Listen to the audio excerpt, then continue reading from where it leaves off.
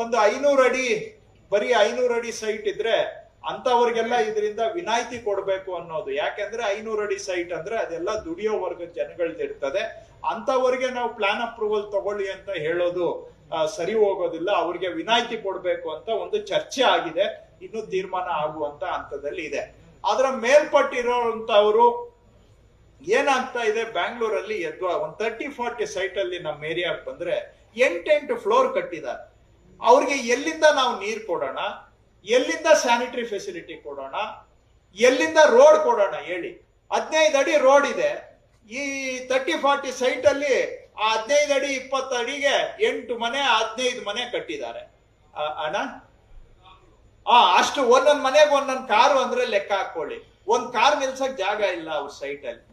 ಇದನ್ನೇ supreme court serious ಆಗಿ objection ಮಾಡಿ ಇನ್ನು ಮುಂದೆ ಇದು ಆಗ ಕೂಡದು ಅಂತ ಹೇಳಿದ್ದಾರೆ. ಸೊ ಅದನ್ನ ನಾವು ಅನುಷ್ಠಾನವನ್ನ ತರ್ತಾ ಇದ್ದೇವೆ. ಇದಕ್ಕೆ ಸುಪ್ರೀಂ ಕೋರ್ಟ್ ನ ಡೈರೆಕ್ಷನ್ ಇದೆ. ಸುಪ್ರೀಂ ಕೋರ್ಟ್ ನ ಆದೇಶವನ್ನ ಉಲ್ಲಂಘನೆ ಮಾಡ್ಲಿಕ್ಕೆ ಆಗೋದಿಲ್ಲ.